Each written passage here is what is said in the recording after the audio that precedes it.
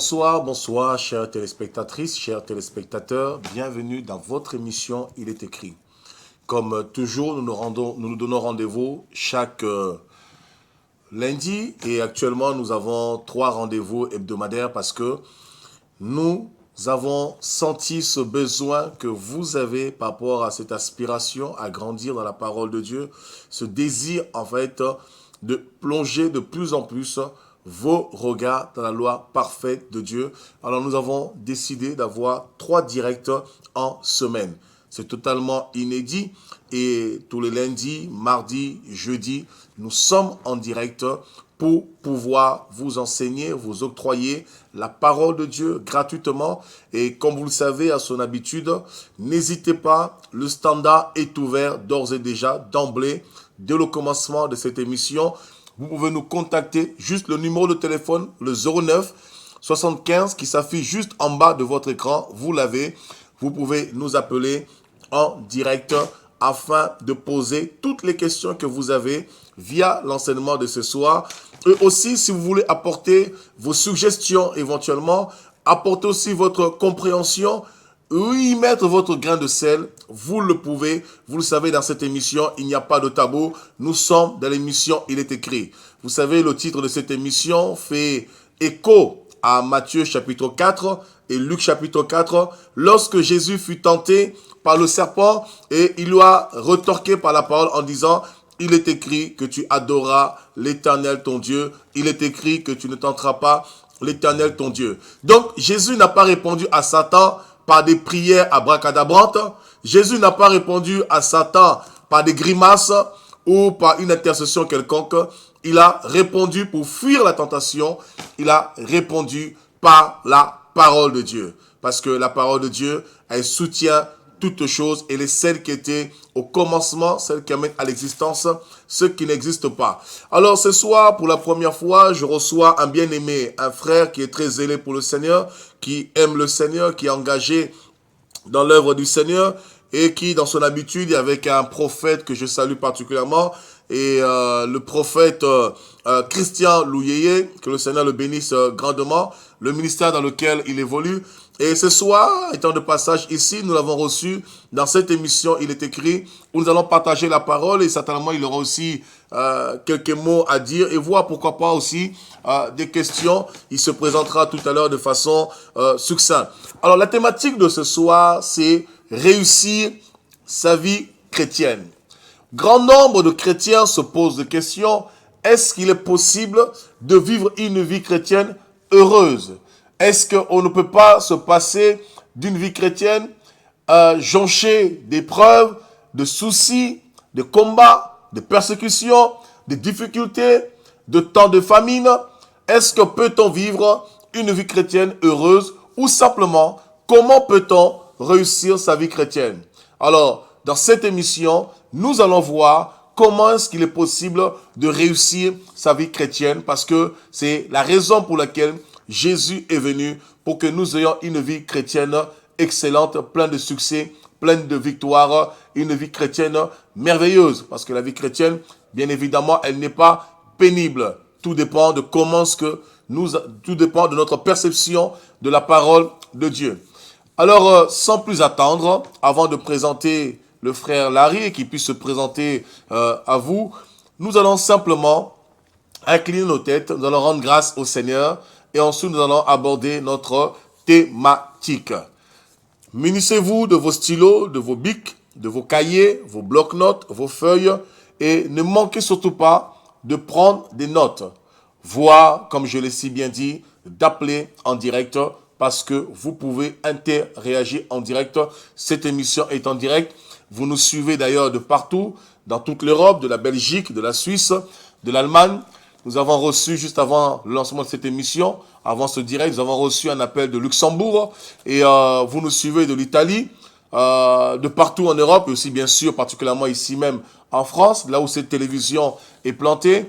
Et pour ceux qui sont sur la box Orao, vous nous suivez de l'Afrique, de l'Amérique du Nord, de la Scandinavie. Pour ceux qui sont sur le site internet, évidemment de partout, et ceux aussi qui sont sur la Facebook ou sur le YouTube, évidemment, vous pouvez nous suivre de partout au-delà des frontières de la France, de la francophonie. Voilà, que le Seigneur vous bénisse. Inclinons nos têtes pour rendre grâce à notre Seigneur et ensuite nous allons partager la parole de Dieu. Père, nous bénissons ton nom, nous te rendons grâce, Dieu de grâce, Dieu de miséricorde. Ce soir, tu nous donnes encore ce privilège d'enseigner ta parole, bien que ta parole déclare qu'il n'est pas un grand nombre d'enseignants qui enseignent parce que nous serons jugés terriblement. Et c'est avec tremblement et crainte que nous nous tenons ce soir. Devant, Seigneur, ton trône de grâce et devant le peuple et toutes les personnes qui nous suivent à cet instant, afin d'octroyer un enseignement qui est digne de ta gloire, de ta grandeur, de ta hauteur, afin de communiquer, Seigneur, un doux parfum, Seigneur, de vie dans les vies, dans les cœurs de toutes les personnes qui suivent cette émission à cet instant. Laisse que les cœurs soient transformés par ta puissance. Laisse que ta grâce abonde dans les vies, dans les maisons, Seigneur, oh Dieu, et que toutes les personnes qui regardent à cet instant, que ta puissance agisse dans la vie de chacun, Seigneur, et que chacun rentre dans sa destinée, et que le salut rentre dans chaque maison. Père, éveille l'entendement de chacun, Seigneur, illumine les yeux de chacun, afin que tous ensemble, nous comprenions l'espérance qui s'attache à ton appel et à la vocation céleste. Que ton nom soit béni, au nom de Jésus. Amen. Amen. Bonsoir, frère Larry, comment allez-vous? Bonsoir, apôtre Steve. Ça va très bien par la grâce de Dieu. Que Dieu soit béni. Alors, la caméra est juste là, il ne faut pas hésiter. La caméra qui est juste en face de vous. Est-ce que c'est possible de vous présenter de façon succincte? Ça fait combien de temps vous êtes converti? Déjà, comment vous vous appelez? Vous priez où? Et ça fait combien de temps vous êtes converti? Et nous allons partager la parole de Dieu sur la thématique de réussir sa vie chrétienne. Merci, peuple de Dieu. Shalom, que Dieu vous bénisse. Je suis votre frère. Je suis le frère Larry Dikangama. Je suis chrétien, comme nous tous qui nous suivez, et peut-être de nos chrétiens qui nous suivent également en ces directs. Je bénis Dieu pour cette grâce, pour cette opportunité qu'il m'a accordée, de passage ici dans les plateaux de OETV. Et je remercie également l'apôtre Steve, que Dieu se souvienne de cet homme, de ce ministère, et de tous les gens qui sont autour, qui soutiennent cette œuvre. Vraiment, c'est quelque chose de bien que j'apprécie pour la francophonie. Comme il a dit, c'est vraiment gratuit. C'est pour permettre à un grand nombre de pouvoir recevoir, par peut-être pour de diverses raisons que vous ne pouvez peut-être pas venir assister dans des cultes, dans les églises locales. Et cela, c'est aussi le moyen, le canal par lequel que Dieu permet à ce que le message puisse s'introduire chez vous.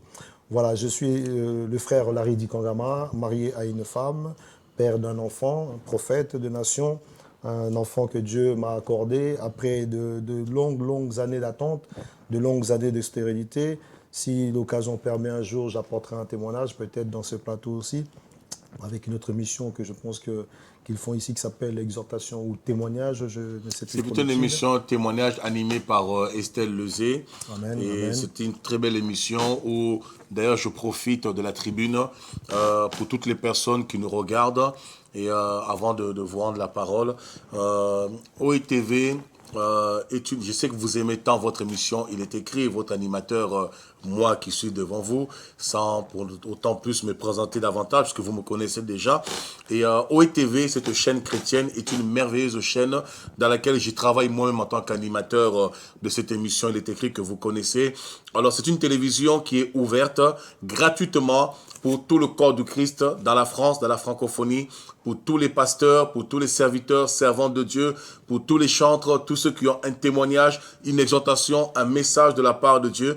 Ils peuvent prendre contact sur contact@oetv.fr et la direction, l'équipe communication, le directeur de la télévision, monsieur l'évangéliste Régis Lezé, ne manquera pas avec toute son équipe de communication de prendre contact avec vous pour vous convier à venir tourner les émissions ici sur les plateaux d'OETV et tout cela de façon gratuite, vraiment gratuitement, parce que c'est une télévision que Dieu a donnée comme don pour toute la francophonie. Donc tous les pasteurs de la francophonie, c'est-à-dire que ce soit la France, au-delà de la France, des frontières de la France, de l'Europe même, vous êtes conviés dans cette chaîne de télévision OETV. D'ailleurs, dans cette émission, je vous lance l'invitation, tous les pasteurs qui ont soif de la parole de Dieu et qui veulent apporter la parole de Dieu, n'hésitez pas à écrire à contact@oetv.fr et préciser votre demande. Et par conséquent, vous pourrez aussi venir dans cette émission pour que nous puissions partager la parole ensemble, ou dans diverses émissions telles que exhortation, telles que parole d'impact, telles que Bible en question, témoignages et tant d'autres, pour que le peuple de Dieu soit édifié, fortifié et que le nom du Seigneur soit glorifié dans la francophonie, parce que OETV, c'est la télévision au service de l'évangile. Oui, vous disiez que vous apporterez certainement votre témoignage, mon frère Larry. Merci. Voilà, si Dieu permet, si l'occasion le permet, je pourrais apporter à l'occasion un témoignage par rapport à ce que Dieu a fait dans ma vie. Dieu fait tellement de grandes choses. Dieu est réel, le Dieu que nous servons. Le Dieu que nous servons est réel. Il est le même hier, aujourd'hui, éternellement, comme dit la Bible. Il n'a pas changé. Donc, c'est Dieu qui a accompli des miracles autrefois. Et je suis un témoin oculaire, je suis un témoin vivant. Je l'ai expérimenté il y a pratiquement 3 ans et je l'ai encore expérimenté récemment à la République dominicaine. Et donc, je peux, de ce fait, du plus profond de moi-même, je peux attester, je peux confirmer et dire que Dieu existe. Il est réel. Amen. Voilà, donc j'évolue au Centre chrétien des Tabernacles, qui était anciennement à Vitry-sur-Seine dans le 94, actuellement dans la commune de Palaiseau, pas loin de la commune de Massy, pour ceux qui connaissent, Massy-Palaiseau. Je suis dans cette assemblée chrétienne depuis maintenant 9 ans. On va arriver dans la 10e année, enfin 8 ans précisément, bientôt 9 ans. On va arriver dans la 9e année. Donc je salue tout le peuple de Dieu qui est dans cette assemblée, conduit par l'homme de Dieu, le prophète Christian, un homme qui craint Dieu, un homme qui sert Dieu, un homme qui est rempli d'amour, vraiment un homme que j'ai appris à connaître, un homme que j'ai appris à apprécier, à aimer, quelqu'un de très bon que l'apôtre aussi connaît. Donc voilà, je sers dans ce ministère-là depuis 9 ans maintenant. Et Dieu m'a béni dans ce ministère. À travers ce ministère, Dieu m'a béni. Et il y a eu beaucoup des hommes de Dieu autrefois qui ont prophétisé sur ma vie. L'apôtre Steve Kunda également avait prophétisé. Le pasteur Christian, lui, là où je suis actuellement, avait également prophétisé. Donc voilà, c'est tout ce que je peux vous dire.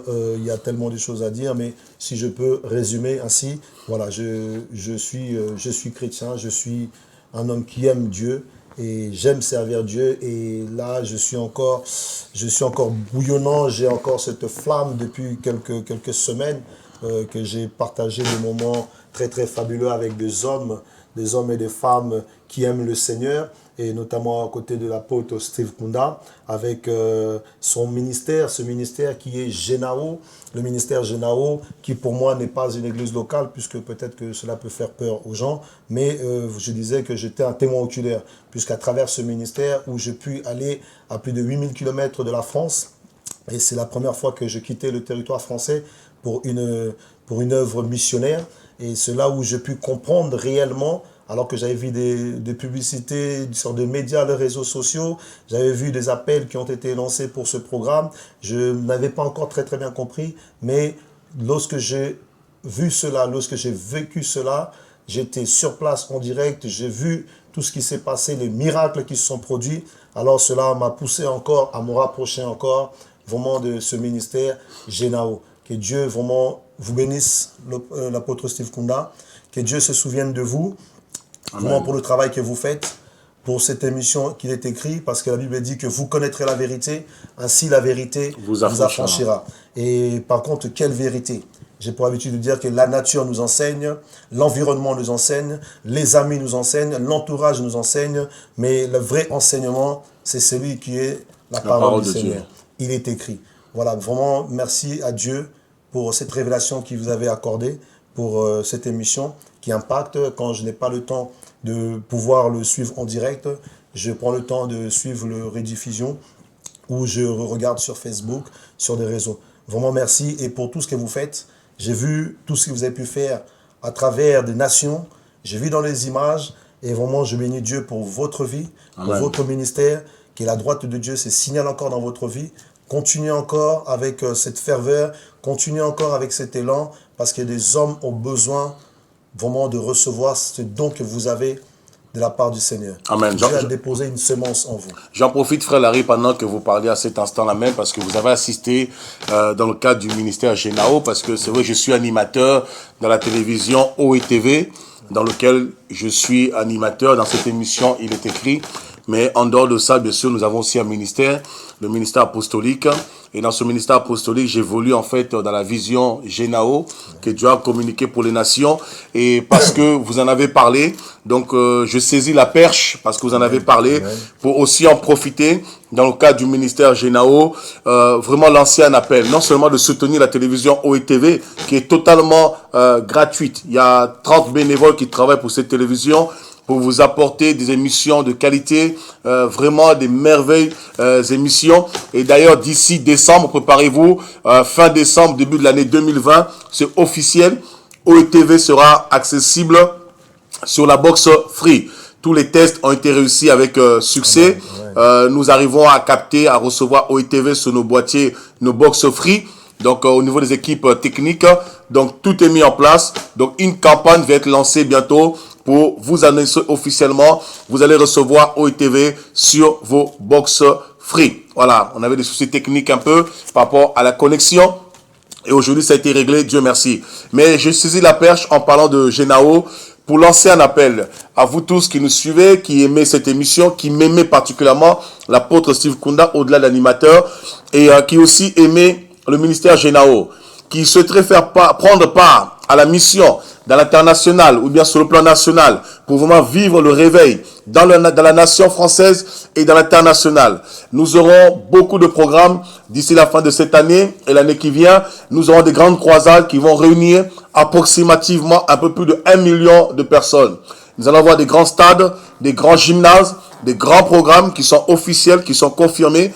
Les programmes sont fermés et bientôt une campagne aussi sera accessible, sera disponible sur toutes les plateformes et sur tous les médias que vous connaissez afin de soutenir d'abord financièrement. Parce que la prière, nous en avons besoin, mais Dieu est le garant d'abord de la vision et vous êtes la provision pour la vision. De soutenir financièrement la mission pour que nous puissions mener à bien cette mission où des présidents sont touchés, des nations sont touchées, des hommes influents imminents sont touchés et partout sur le ministère met les pieds, il y a quelque chose qui se passe. Nous pouvons sentir un mouvement de l'esprit, un vent de l'esprit qui est en train de souffler. Soutenez le ministère Génao. D'ici peu, vous allez avoir une vidéo qui va tourner dans toutes les plateformes pour parler des missions qui arrivent, des programmes en Asie, à Singapour, en Malaisie, comment dirais-je, en Nouvelle-Zélande, en Australie, en Inde, au Brésil, en Colombie. Bref, dans le monde entier pratiquement, en Afrique du Sud, aux États-Unis du Nord. Donc, soutenez le ministère Génao. Alors, ça tombe bien que vous parlez de tout ça, parce que la thématique ce soir, mon frère Larry, c'est réussir sa vie chrétienne. Alors, beaucoup se posent des questions. Et comment faire pour réussir sa vie chrétienne? Comment faire pour avancer dans la vie chrétienne? Comment faire pour réussir? Il y en a qui disent, mais c'est très difficile de réussir la vie chrétienne parce que il y a beaucoup de contraintes, il y a beaucoup d'interdits. C'est difficile parce que prier, c'est trop lourd de prier. Ce n'est pas facile. Il y a le monde qui nous entoure. Avec le monde qui nous entoure, ça c'est difficile parce que on est facilement attiré vers le monde. On est attiré par les plaisirs de ce monde. Comment faire pour réussir sa vie chrétienne? Alors, je vous demande d'aller tous dans Proverbes chapitre 24. Nous allons mettre les bases et nous allons voir ensemble comment faire pour réussir sa vie chrétienne. Et le frère Larry qui est sur le plateau, bien sûr, il peut aussi, bien sûr, interagir en direct même. Et vous aussi, en direct, bien que vous êtes derrière vos écrans, au numéro qui s'affiche juste en bas de vos écrans. Appelez en direct live, nous répondons à toutes vos questions. Nous sommes dans Proverbes chapitre 24, verset 27. On va lire deux passages. Nous sommes dans Proverbes chapitre 24, verset 27. Ça, il faut garder cela. Et deuxième passage, nous sommes dans Jean chapitre 10, verset 10. Alors frère Larry, si c'est possible de lire Jean chapitre 10, verset 10, et moi-même je lirai Proverbe 24, verset 27. Alors nous sommes dans Jean chapitre 10, verset 10, et ensuite Proverbe Alors, comme je suis déjà, alors je pourrais lire Proverbe, Jean chapitre 10, verset 10 moi-même. Et le Proverbe 24, 27, vous pourriez le lire. Alors, nous sommes dans Jean chapitre 10, verset 10. Il est écrit ceci. Le voleur ne vient que pour dérober, égorger et détruire. Moi, je suis venu afin que les brebis aient la vie et qu'elle l'ait en abondance. Voilà ce que Jésus dit ici. Le voleur ne vient que pour dérober, égorger et détruire, mais Jésus est venu pour que nous ayons la vie, mais pas seulement la vie, mais la vie en abondance. Donc lorsque nous lisons ce verset déjà, d'emblée, Jésus donne le temps, il nous fait comprendre qu'il est venu pour que nous ayons une vie pleine de succès, une vie abondante, une vie réussite, une vie excellente. Donc d'emblée, Jésus nous montre qu'il est venu pour que nous puissions réussir dans notre marche, dans notre vie chrétienne. Donc par conséquent, nous voyons déjà dans le plan de Dieu, il n'y a pas de place pour l'échec, parce que l'échec appartient à Satan, c'est celui qui vient pour détruire. Mais Jésus est venu pour que nous ayons une vie abondante. Nous allons définir tous ces mots-là. Nous allons voir la définition de la rousse, la définition grecque du mot abondance. Nous allons comprendre quelques paramètres et nous partons dans Proverbe chapitre 24 au verset 27. Alors, je lis la parole au nom du Seigneur Jésus-Christ. Amen. Soigne tes affaires en dehors. Soigne tes affaires en dehors. Mets ton champ en état. Mets ton champ en état. Puis tu bâtiras ta maison. Puis tu bâtiras ta maison. Voilà. On nous dit ici, soigne tes affaires au dehors. Mets ton champ en ordre. Et ensuite, tu bâtiras. Soigne tes affaires au dehors. Mets ton champ en état ou en ordre. Puis tu bâtiras ta maison. Alors, ici, on commence à poser les bases pour réussir une vie chrétienne. Donc, nous comprenons que la vie chrétienne, en soi, elle n'est pas compliquée. Amen. Elle n'est pas compliquée. Pourquoi? Parce qu'en vérité, ce n'est pas nous qui nous sommes choisis pour être chrétiens. C'est Dieu qui nous a choisis pour être chrétiens. Amen. Dans le livre de Jean, chapitre 16, Jésus dit aux apôtres, « Ce n'est pas vous qui m'avez choisi, mais c'est moi qui vous ai choisi, afin que vous alliez et que vous portiez des fruits et que vos fruits demeurent. » Or, nous voyons ces fruits dans Éphésiens, chapitre 2, au verset 9 à 10, même 8 à 10. La Bible nous dit au verset 8, déjà pour commencer, que c'est par grâce que nous sommes sauvés et par le moyen de la foi. Amen. Et au verset 9, il dit, ce n'est ni par les œuvres, afin que personne ne se glorifie. Amen. Et au verset 10 particulièrement, il dit, nous sommes son ouvrage, Amen. Ayant été créés d'avance pour les bonnes œuvres que Dieu a préparées, afin que nous les pratiquions. Amen. Donc, ça veut dire que nous sommes l'œuvre de Dieu, nous sommes l'ouvrage de Dieu. Dieu nous a choisis et en nous choisissant, Dieu a déjà préparé notre vie. Amen. Amen. Il a déjà préparé notre destinée. Donc, avant même de se convertir, avant de connaître Dieu, Dieu nous connaissait depuis l'éternité. C'est pourquoi il dira à Jérémie, dans Jérémie chapitre 1, avant que tu sois né, avant que tu sois conçu dans le sein de ta mère, moi l'Éternel, je te connaissais et je t'avais déjà appelé par ton nom. Amen. Donc le nom de Jérémie n'a pas existé à son existence, à sa naissance, mais ça existait depuis l'éternité. Donc lorsque nous comprenons ce principe, nous commençons déjà notre vie chrétienne avec sérénité, Amen. Avec assurance. Amen. Pourquoi? Amen. Parce que nous comprenons en fait que notre vie n'est pas le fruit d'un hasard, Amen. Que notre vie a été préparée selon le plan, le schéma de Dieu, parce que Dieu est l'architecte parfait. L'apôtre Paul dit dans 1 Corinthiens 3, 9, je posais le fondement comme un 11 plutôt. Je posais le fondement comme un sage architecte, que chacun fasse attention à la manière dont il bâtit dessus. Or, si Paul est un architecte, Dieu est l'architecte par excellence. Parce qu'il dira à Jérémie, dans Jérémie 17, va dans la maison du potier et dis-lui de façonner l'argile. Le premier vase va échouer et Jérémie se pose des questions en tant que prophète et Dieu lui dit, retourne encore chez le potier, il va refaire le second vase. Et quand il fait le second vase, qui symbolise l'alliance, la grâce, le premier vase symbolise la loi mosaïque Israël, la loi, l'Ancien Testament, qui a échoué, et le second vase que le potier a fait symbolise la grâce, l'évangile, l'église qui est censée réussir, parce qu'on dit la gloire de la seconde maison sera plus grande que celle de la première. Et dans le Jérémie même lui-même, au chapitre 29, verset 11, Dieu dit, je connais les projets que j'ai formés sur toi ou sur vous. Amen. Projets de paix et non de malheur, pour vous donner un avenir et de l'espérance. Donc quand on dit pour vous donner, on parle du futur. Yes. Donc ça veut dire que lorsqu'on accepte Jésus, notre futur est assuré. Amen. Ça veut dire que Dieu déjà a préparé des œuvres, il a préparé notre bénédiction, il a préparé l'abondance pour nous, il a préparé tout ce dont nous aurons besoin. Et à chaque fois que nous marchons avec lui, il débloque. C'est comme si on gravissait des paliers. À chaque palier, à chaque niveau, il y a une bénédiction que Dieu est en train d'ouvrir. Voilà pourquoi dans Apocalypse 3, 11, il dit, je mets devant toi une porte ouverte que personne ne peut fermer. Ça veut dire, en fait, la porte est déjà ouverte et la porte symbolise la bénédiction, la faveur, la grâce, tout ce que tu désires pour ta vie. Mais à chaque fois que tu vas avancer, à chaque marche, à chaque niveau, la porte, elle s'ouvre. C'est pourquoi il dit un peu, dans Matthieu 7, nous connaissons les 3 toc-toc, les 3 recherches. Demandez, on vous donnera. Cherchez, vous trouverez. Frappez, on vous ouvrira. Comment il dit la porte est déjà ouverte, mais en même temps il dit encore frappez. C'est parce que en vérité, la porte est déjà ouverte. Mais Dieu n'aime pas le fait d'être passif. Amen. Il n'aime pas la oisivité. Il n'aime pas les paresseux. Il veut que nous soyons en action parce que même le fait que Dieu a tout créé, il continue toujours de travailler. Puisqu'il ne sommeille ni ne dort. Donc Dieu est toujours à l'œuvre et il veut aussi comme nous prenons part à l'œuvre de Dieu et que nous sommes participants de la nature divine, il veut que nous aussi, nous puissions exercer notre foi pour que notre foi grandisse.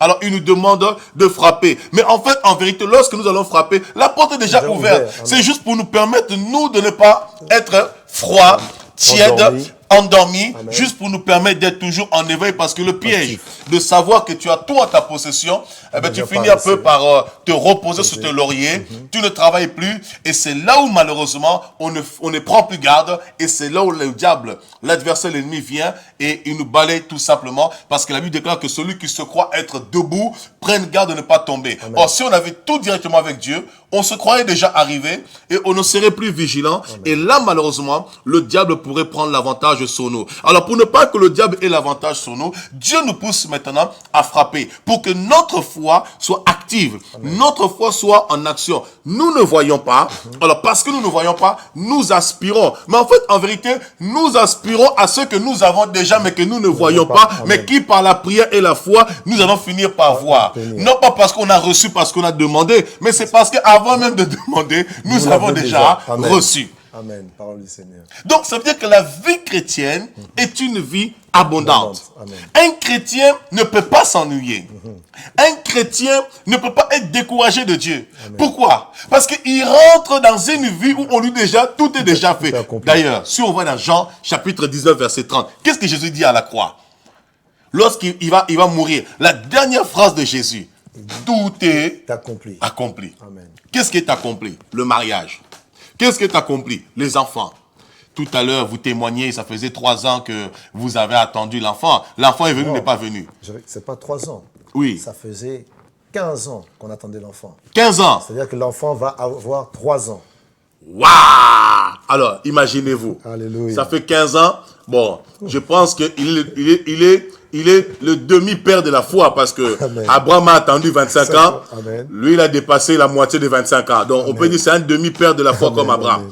Abraham était père de la foi parce que il attendait la promesse et 25 ans, il a attendu la promesse. Alors, le frère sur ce plateau vient de nous témoigner.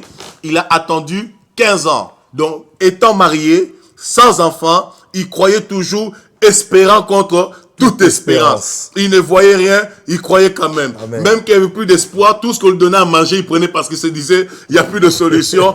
Que faire? Il n'y a pas plus bas que terre. Quand tu es déjà plus bas, tu ne peux pas aller encore plus bas. Alléluia. Wow. 15 ans, et pendant ces 15 ans, tu t'es pas dit que Dieu est un menteur, Dieu est un escroc, que ces histoires de l'évangile, de la parole de Dieu, vous n'êtes pas posé des questions, excusez-moi. Alors, ne pas se poser la question, ça serait mentir. Dire que j'attendais, je ne désespérais pas, ça serait mentir. D'accord. Mais je savais que je ne pouvais venir au Seigneur, comme la Bible dit, rester et demeurer le même. Il a dit, femme, soyez féconde. Alors, je m'accrochais à des paroles qui étaient Positives, écrites, positives, et cela me permettait à rester confiant. N'hésitez pas, hein, n'hésitez pas. Cela me permettait à rester confiant. Alors, il y a eu des moments où je me disais, mais je sers Dieu, mais pourquoi je vais aller servir Dieu? Les gens se posent des questions, vous allez prier pour les gens. Est-ce que vous allez à l'église seulement une fois par semaine, seulement le dimanche, ou vous êtes vraiment engagé à l'église? Non, engagé à l'église. Engagé à l'église. Engagé à l'église. Et je vais vous faire une confidence, peuple de Dieu. Oui. À l'église, là où je servais, Oui. non seulement j'étais considéré, je dis bien j'étais considéré, puisque comme l'homme de Dieu vient de dire, comme la parole dit qu'à Jérémie, avant même que tu sois, donc Dieu me connaissait. Dieu ne m'avait pas appelé à la stérilité. Dieu m'avait appelé à la fécondité. Alors, à l'église là où je servais, effectivement, il y avait moi et mon épouse, considérés comme étant stériles. L'homme de Dieu qui est le leader, le prophète Christian, était stérile, si je peux témoigner à leur place. On a une sœur qui est à l'île de la Réunion, que je salue, qui était considérée comme étant stérile. En fait, il y avait dans le groupe de responsables, il n'y avait que des stériles. Mais où donc c'est une église stérile. Que l'église stérile. Mais où Deus. Alors, pendant tout ce temps, par moments, on se posait la question, on pouvait entendre les gens dire par-ci et là, donc il y avait des découragements. Mon épouse était découragée. Par moments, elle commençait même à me dire, écoute, il va falloir peut-être que tu puisses trouver une solution. Une fécondation in vitro. Trouver des solutions par tous les moyens, quitte à même aller voir. Vous n'avez pas été voir un marabout, un québoiseur? Ah non, non. Oui, j'étais voir un marabout. Oh! J'étais voir un marabout. Vous avez vu un marabout? J'ai vu un marabout. Mais alors, marabout avec Dieu. J'ai vu un marabout. Qu'est-ce qu'il a dit le marabout? J'ai vu un marabout avec Dieu. Ce marabout, il est tout simplement la parole par excellence. Alors là, vous nous faites peur quand même. Là, vous nous rassurez parce que nous, quand on parle de marabout, nous ne parlons pas de Jésus. Alors moi, on comprend la métaphore. Compte tenu que je ne fais pas l'apologie du diable, compte tenu que je connais la puissance de mon Dieu, de celui que je sers, donc je m'accroche à ce Dieu-là. Et je m'accrochais notamment à ce passage de Samuel qui est vraiment le passage phare pour moi, que cette femme, cette servante qui était là, qui allait avec... Anne, qui allait pleurer tout le temps, la femme d'Elkana. Qui allait pleurer au temple avec son mari, auprès du sacrificateur Élie. Et je me posais la question, mais comment le sacrificateur Élie était là jusqu'à poser la question à cette femme. S'il n'est pas timbré, voilà, ivre. Est-ce qu'elle n'est pas ivre? Mais qu'est-ce qui se passe? Qu'est-ce qui va? Je dis, mais comment cela est-il possible? Alors quand j'ai vu cela, je comprenais que ma bénédiction était liée à la parole. Amen. Ma bénédiction était liée au sacerdoce. Wow. Ma bénédiction, c'était de s'accrocher à cette parole. Wow. Parce que la Bible dit que la parole de Dieu est inspirée. C'est une parole qui n'a pas été fabriquée par des hommes. La Bible, oui, certes, elle a été écrite par des hommes. Mais des hommes inspirés par l'Esprit de Dieu, bien sûr. Amen. Ce n'est pas leur intelligence, c'est leur philosophie. Tout à fait. Et pendant qu'on peut entendre dans plusieurs communautés, les gens peuvent dire que la Bible a été rééditée, etc., etc. Non, je ne pense pas que la Bible a été rééditée. C'est que peut-être, comme on a l'habitude de dire, que le français est tellement peut-être un peu pauvre, alors vous allez avoir le français courant, lui second, ainsi de suite, pour permettre aux gens, en fonction de leur compréhension, juste de retranscrire les paroles.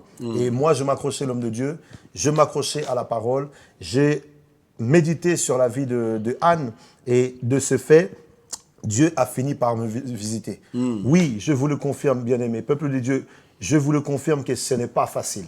Wow, 15 ans. Ce n'est pas facile. Attendre 15 ans. Voir qu'il y a des hommes qui sont auprès de vous. Par moment, vous allez prendre des enfants dans les mains. Vous vous dites, mais si c'était mon enfant. Vous assistez dans des accouchements, dans les hôpitaux. Vous priez pour des gens. Vous allez exhorter les gens. Les gens commencent même à vous mettre en doute. Vous dites, mais lui qui vient prier, mais lui-même, regarde sa situation. Médecin, guéris-toi toi-même. Amen. Comme je dis à Jésus. Cela. Médecin, guéris-toi toi-même. Et comment est-ce que cela est possible? Bien-aimé, avec Dieu, nous ferons des exploits. Mais vous n'avez pas fait comme Abraham? Il n'y avait pas une Agar qui était quelque part qui attendait pour un Ismaël? Écoutez, gloire soit rendue à Dieu, puisque j'avais reçu déjà cette révélation. Compte tenu, la Bible dit que la nature vous enseigne-t-elle pas? La parole nous enseigne. J'ai compris que le fait que oui, c'est dans le plan de Dieu, puisque rien ne peut se faire si Dieu ne le permet pas, puisqu'il est le maître de toutes choses. C'est lui qui a créé toutes choses, c'est lui qui a fait tout cela. Ça, on ne peut le contester ni discuter. Mais j'avais compris qu'à travers cela, il y a eu aussi des dégâts qui ont été faits. Alors de ce fait, je ne pouvais reproduire la même chose que la même Abraham. chose qu'Abraham. Surtout que tout ce qui a été écrit a été écrit pour notre instruction. Amen. En fait, la question que je me pose, je sais que vous êtes d'origine africaine et nous connaissons tous. C'est vrai que nous servons le Seigneur. Dans le royaume de Dieu, il n'y a pas d'Africain, il n'y a ni noir, ni blanc, ni rouge, ni chocolat, ni martien, ni terrien. Dans le royaume de Dieu, nous sommes tous un en Jésus-Christ. Amen. Mais qu'on le veuille pas, sur le plan humain, nous sommes des hommes. Votre épouse est africaine aussi, je crois bien. Amen. Et nous savons dans la mentalité de la culture africaine, lorsqu'un homme se marie avec une femme, parce que je peux imaginer les pressions que vous avez subies. Lorsqu'un homme se marie avec une femme au bout de 15 ans sans enfant, je peux imaginer que cette femme a dû être taxé de tout le nom, de sorcière, de québoiseur, de, comment dirais-je, de femmes inutiles.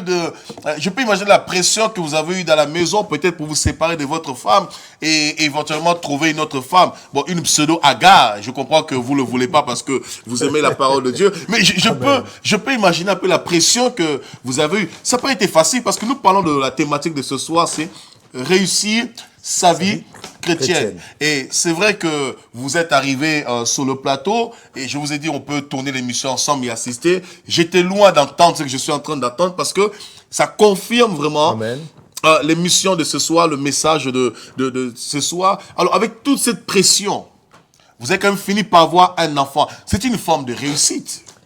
Écoutez, oui, votre épouse est là? Vous êtes venu seul ou votre épouse est là? Mon épouse est là. Je ne sais pas si elle est restée encore à l'extérieur ou peut-être partie avec l'enfant. Avant de continuer, l'homme de Dieu, je vais vous dire ceci. Vous savez, Dieu ne fait rien sans l'avoir révélé à ses serviteurs. Amen. Dieu ne fait rien sans l'avoir révélé.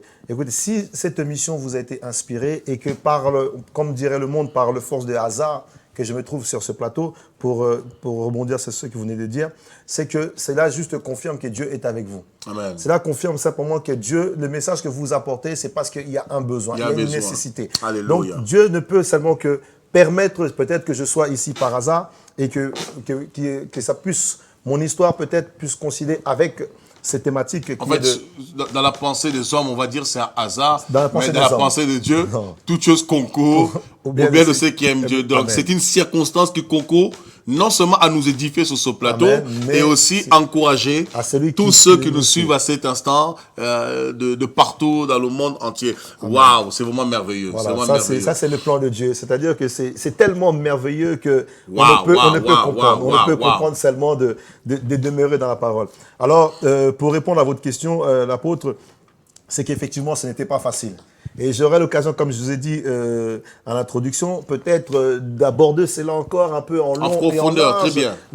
Si la servante de Dieu, Estelle, accepte peut-être dans les calendriers de votre planning que je sais qui est tellement chargé des OETV. Vous pourrez passer, comme je l'ai si bien dit en introduction, comme vous êtes déjà dans cette émission avec moi-même, je remonterai l'information, mais vous pouvez écrire sur contact, je crois bien c'est contact, soit le mail général contact@oetv.fr et vous marquez c'est pour un témoignage, ou sinon directement sur contact, comment ça s'appelle, non plutôt sur témoignage, c'est mon histoire @oetv.fr. Voilà, c'est mon histoire @oetv.fr. Ils recevront votre mail et ils vous contacteront derrière, parce que là c'est vraiment très fort ce que vous êtes en train de dire, et on va laisser ça en suspens pour ceux qui nous suivent. Ils auront justement la possibilité de suivre l'émission C'est mon histoire, animée par une belle et brillante animatrice, Estelle Lezé, que vous trouverez dans C'est mon histoire, toujours dans votre chaîne préférée, OETV, la télévision au service de l'évangile. Alors, mon frère Larry, j'aimerais que nous puissions décortiquer un peu les choses. C'est très important pour la bonne compréhension. Jésus dit, il est venu pour nous donner la vie en abondance. Alors, le mot abondance, si on prend le dictionnaire Larousse, le mot abondance veut dire une grande quantité ou une quantité supérieure aux besoins. C'est-à-dire Jésus est venu pas seulement pour que nous ayons ce qu'il faut pour manger, mais Jésus est venu non seulement pour que nous ayons ce qu'il faut pour manger, mais que nous ayons aussi un superflu. Donc ça veut dire que quelque part, Dieu veut que nous soyons prospères. Amen. Donc Dieu veut que notre vie soit abondante. Amen. Dieu ne veut pas qu'on se contente des miettes ou qu'on vive avec un esprit de contentement. Ça veut dire le statu quo, le standard. Amen. Dieu veut que nous allons au-delà du standard, c'est-à-dire que nous allons en fait dans l'excellence. Donc l'abondance selon Dieu, c'est avoir au-delà de ce que tu es censé avoir. Avoir au-delà, au-dessus même de tes besoins. C'est-à-dire que pour vivre, tu as besoin de 10 000 euros pour vivre, mais Dieu ne veut pas que tu aies 10 000 euros. Pourquoi? Parce que quand tu as 10 000 euros et que tu as fait les courses pour vivre, il ne te reste plus rien. Comment tu peux bénir quelqu'un? Comment tu peux assister quelqu'un? Comment tu peux, te faire plaisir éventuellement? Si c'est pour travailler juste pour payer ses charges. Quelle vie pénible, quelle souffrance. Donc nous voyons que Dieu n'est pas pour notre malheur. Jésus est venu pour nous donner une vie chrétienne réussissante, une vie chrétienne en abondance, pour que nous puissions mener une vie chrétienne dans la réussite, dans le succès. Donc nous voyons que on peut mener une vie chrétienne dans le succès, dans la réussite. On peut réussir dans la réussite. On peut réussir sa vie chrétienne. Nous avons la preuve tangible, parce que c'est vivant. Ce n'est pas l'hologramme. Vous voyez, c'est palpable, c'est tangible. Nous avons la preuve tangible après s'être mariés. 15 ans d'attente pour avoir un enfant. Vous imaginez, ce n'est pas un fantôme, je le touche même. Amen. Vous pouvez le voir, ce n'est pas un montage. Nous sommes sur ce plateau, je suis en train de toucher ses mains. Grâce, comme Jésus a dit à Thomas, touche-moi. Ce n'est pas un fantôme, c'est réel, ce n'est pas du tricage. Amen. Nous ne sommes pas en 3D, nous sommes toujours en 2D ici, sur il est écrit. Voilà, il n'y a pas de trafic, il n'y a pas de tricage. Nous sommes en réalité, pas en fiction. Amen. Alors, vous comprenez que vous pouvez réussir votre vie chrétienne parce que tout dépend de votre compréhension de la parole de Dieu, de ce que vous avez reçu de la parole de Dieu. Mais au-delà de cela, c'est important de comprendre que Dieu a déjà tracé votre vie et ce que vous serez n'est pas le fruit d'un hasard, c'est le fruit simplement du plan parfait de Dieu. Donc, ça veut dire que votre marche au quotidien n'est pas un hasard. C'est Dieu qui a tracé votre destinée et vous faites que suivre les desseins de Dieu, le plan parfait de Dieu pour votre vie. Et si on prend le dictionnaire biblique grec, c'est pareil. Abondance veut dire périssos. Périssos qui veut dire vivre à l'excès ou vivre dans l'excédent. Ça veut dire que vous devez avoir la nourriture en abondance. Vous devez avoir l'argent à l'excès. Oui, chrétien, refusez la pauvreté. Un homme a dit, j'étais jeune, j'ai vieilli, je n'ai jamais vu le juste abandonné. Et encore moins sa postérité mendier le pain. Amen. Le verbe ici, ou le mot mendier ici, c'est le même mot que nous retrouvons dans Actes, chapitre 4. La Bible dit dans Actes 4, à partir du verset 32, la multitude de ceux qui étaient réunis ne formaient qu'un seul cœur, une seule âme, et ils vendaient leur terrain, ils déposaient l'argent aux pieds des apôtres, et nul ne disait que ces biens lui appartenaient en propre. Amen. Et la Bible dit qu'il faisait la distribution en fonction des besoins de tous, et il n'y avait aucun indigent. Et le mot indigent ici veut dire pauvre ou mendiant. Donc la Bible précise que dans le Nouveau Testament, les premiers disciples, aucun d'eux était pauvre. Donc lorsqu'on parle de la pauvreté, il y a à la fois la pauvreté spirituelle, la pauvreté morale, la pauvreté financière, la pauvreté dans tous les sens du terme. Il n'y avait aucun indigent, aucun pauvre. Donc vous devez refuser déjà premièrement la mentalité de la pauvreté, la mentalité de la misère, la mentalité de l'échec. Parce que la première conséquence du salut, c'est la vie en abondance. Jésus est clair, il dit, je suis venu. Donc quand il dit, je suis venu, c'est la raison, c'est le but. Il y a deux raisons. La première, il dit, je suis venu pour que mes brebis aient la vie. Ça, c'est la première vie. Amen. La vie, là, c'est quoi? C'est le Zoé. Le mot vie, en grec, veut dire Zoé. Zoé veut dire la vie de Dieu ou l'éternité. Donc, la première chose que Jésus est venu faire, c'est donner le salut aux hommes. Mais la deuxième chose, c'est la vie en abondance. Donc, il y a la vie par rapport à l'éternité et il y a la vie dans l'excédent sur la terre. Donc, vous ne pouvez pas prétendre être sauvé dans l'éternité alors que sur la terre, vous vivez comme des misérables. À moins que Dieu vous dise, toi spécialement, toi seulement, écoutez-moi très bien, pas moi, je parle de vous, vous qui suivez à cet instant. Si Dieu vous dit spécialement, moi je refuse cela, à moins que Dieu se manifeste dans ma vie et qu'il se révèle, je suis bien d'accord. Si Dieu vous dit à vous spécialement, je veux que toi spécialement, mon fils, tu sois pauvre, misérable, malade, sec, au plus bas que terre, ça vous regarde, c'est votre fardeau. Mais je vous conseille de refuser, c'est peut-être un démon. Voilà, parce que là, ce principe-là n'est pas respecté, parce que le principe est clair, c'est le voleur qui vient pour dérober. Amen. Donc, quand on se retrouve sans rien, c'est que quelqu'un nous a volé. Il vient que pour dérober, égorger et détruire. Donc, le plan de Dieu, c'est que vous ayez une vie en abondance. Et nous pouvons le voir. Lorsque Jésus rencontre les disciples, la première des choses qui se produit, c'est l'abondance. Nous sommes dans Luc, chapitre 5, et après, nous allons voir comment mener une vie d'abondance en revenant sur Proverbe 24, 27. Nous sommes dans Luc, chapitre 5.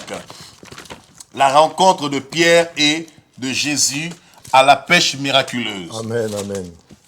Luc chapitre 5, à partir du verset 1 jusqu'au verset 9. Est-ce que c'est possible de faire la lecture, mon frère Larry, s'il vous plaît? Je lis la parole au nom du Seigneur Jésus. Amen. Comme Jésus s'est trouvé auprès du lac de Génézareth et que la foule se pressait autour de lui pour entendre la parole de Dieu, il vit au bord du lac 2 barques, d'où le pêcheur était descendu pour laver leurs filets.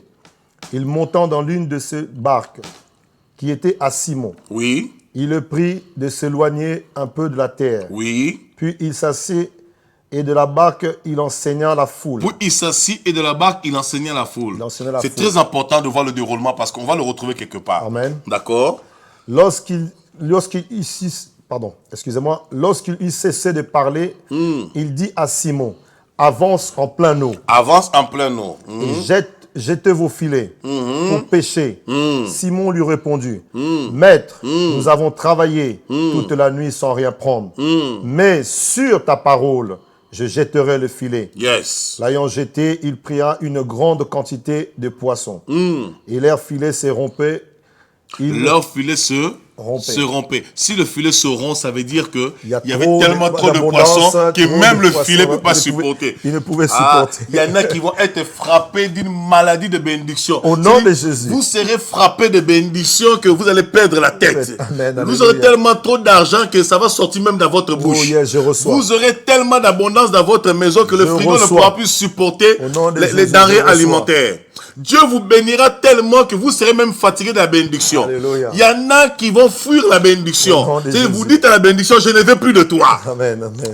Continuons. Alors je continue. Donc ils firent, excusez-moi. Verset 7. Voilà, verset 7. Et leur filet se rompait. Ils firent signe à leurs compagnons qui étaient dans l'autre barque de venir les aider. Ils vinrent et ils remplirent les 2 barques au point qu'elles l'enfonçaient. Regardez-moi ce qui est choquant. Parce qu'il y avait tellement de l'abondance. Quand Dieu vous frappe, vous savez, il y a la malédiction et la bénédiction. Autant la malédiction fait mal, autant aussi la bénédiction peut faire mal. Quand Dieu vous frappe de bénédiction, pas de malédiction. Quand Dieu vous frappe de bénédiction, c'est très dangereux. C'est-à-dire vous perdez la tête. Et non seulement vous perdez la tête, vous n'avez pas d'endroit. Vous-même, votre maison peut s'écrouler.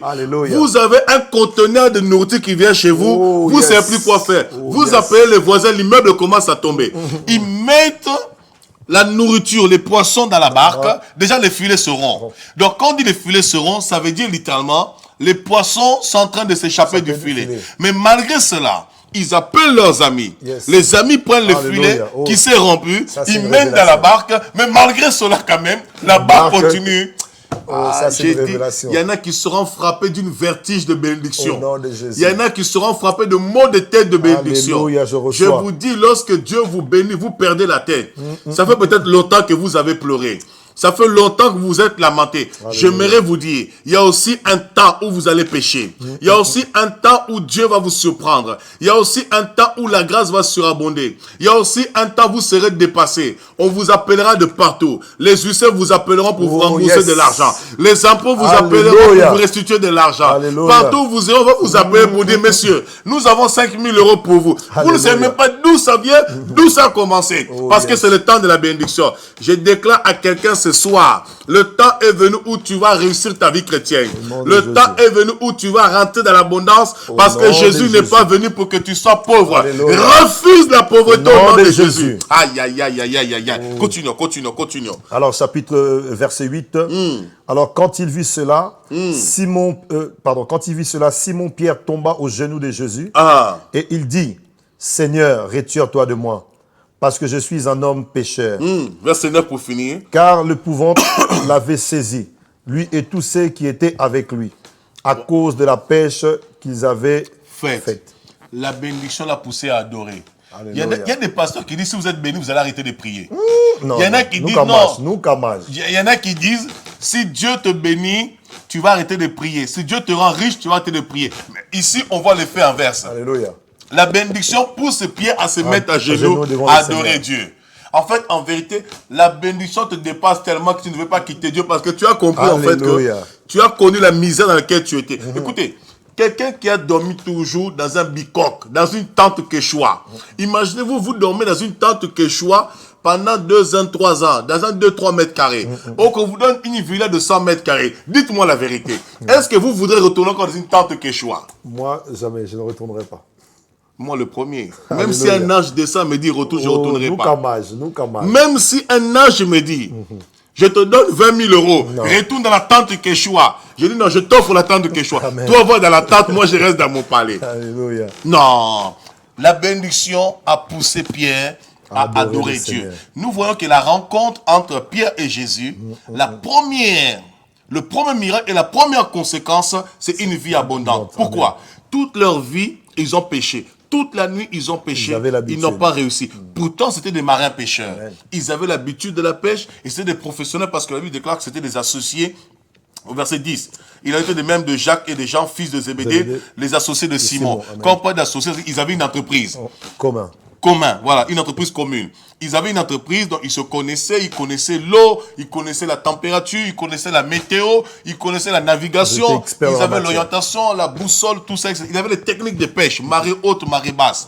Mais là, rien du tout. Mais quand il rencontre Jésus, il a eu l'étourdi de la... Toi, je vous ai dit quoi? Il y en a qui ont des vertiges de bénédiction. Au nom de Jésus. On le voit ici. Au nom de Jésus. Il était frappé d'étourdi, tellement la bénédiction était énorme. Donc nous voyons aussi, la première rencontre entre les disciples et Jésus a été la conséquence d'abord, premièrement, du salut, parce que Jésus et la vie, il était devant eux. Amen. Et deuxièmement, l'abondance, parce que le bateau était submergé de poissons, de la bénédiction, de l'abondance. Donc alors que Jésus pouvait se contenter, elle a donné une pêche qui suffisait à chacun en tant qu'associé pour que chacun se répartisse la tâche et vendre éventuellement ce qu'il fallait vendre et garder ce qu'il fallait garder. Et là, il les a donnés au-delà. Mais là, il les a donnés au-delà. Alors, apôtre, je peux aussi comprendre peut-être que par cette révélation, d'accord, en d'autres termes, pendant tous ces temps-là que ces hommes qui étaient associés, qui étaient experts en la matière, qui avaient l'habitude de la pêche, donc je peux aussi comprendre que toutes ces années où ils ont pêché, ils n'ont jamais eu autant de jamais. poissons.